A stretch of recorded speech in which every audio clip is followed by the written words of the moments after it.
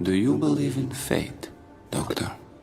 Our paths carved before us, guided by an invisible hand. Not fate. Evolution. Nature's greatest force, forever in flux. No. Evolution has a destination. Not to combat nature, but to supersede it. The final, glorious evolution. Viktor, one of Arcane's most lovable and layered characters. It's funny, when I first started watching the show, I wasn't sure how to feel about him. To me, he seemed to be kind of a low-energy, sympathetic scientist whose main tie to the story was that of his research and his friendship with Jace.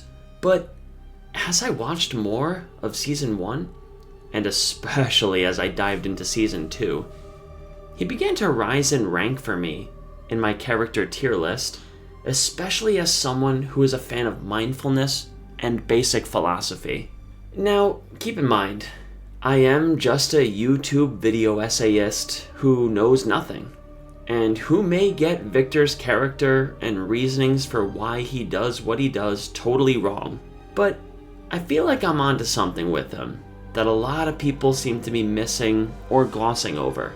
So, without further ado, let's dive into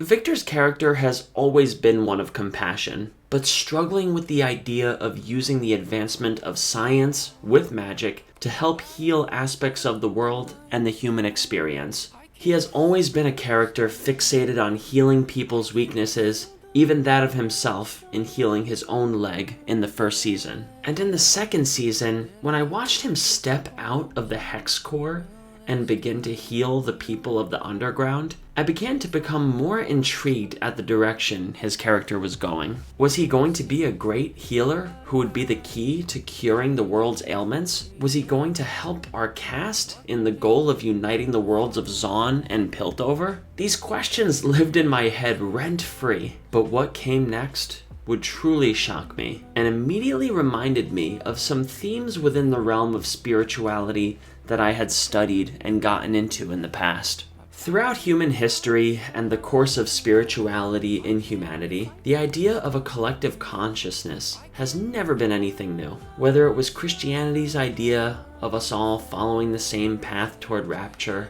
or the Buddhist ideals of having no self or no mind, there has always been a pervading idea that we are not really who we think we are. And in fact, thinking, or emotion, is one of the main causes of suffering within the human experience. You see, when you dive deep enough into the world of meditation and mindfulness, as hard as it may seem to grasp, you'll begin to discover that you are not really your thoughts or your emotions, but rather a kind of viewer behind your mind that is witnessing your thoughts and feelings pop up seemingly out of nowhere. Many New Age spiritual teachers refer to this collection of thoughts, feelings, and emotions as quote-unquote, the ego. And this more or less boils down to what Viktor was trying to do within the worlds of Zaun and Piltover. Spiritual teachers such as Eckhart Tolle and many more have talked about the idea of the awakening of a new world where everyone's minds are enlightened past the point of caring about temptation, dominance, and the other afflictions that seem to be a result of human ego. And in a way, there is some truth to the peace that can be achieved from this way of examining the mind, and Viktor sees this truth in his visions and his leadership over the commune. The commune really is the perfect representation of this ideology of no self or no mind, gone completely right. While Viktor did heal these people and has a certain play in the way their minds work, the complete peace and ease of mind that these people live in is nothing short of amazing. And to a point, even Vi is tempted to become a part of this unified way of living, especially after all of the emotional and experiential strife she has been through. And the no weapon policy is a great representation of how when everyone's minds are on the same page, something like this really can work. But this issue comes when outsider humans, who are still identified with their emotions and vices, are met with this kind of ideology, which is pictured perfectly with this statement from Viktor.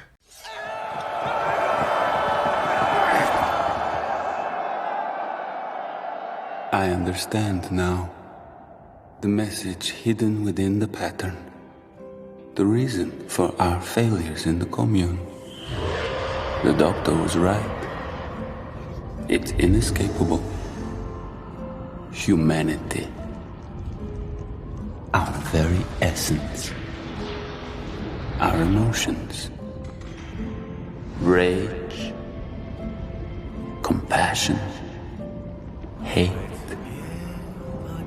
Two sides of the same coin, inextricably bound.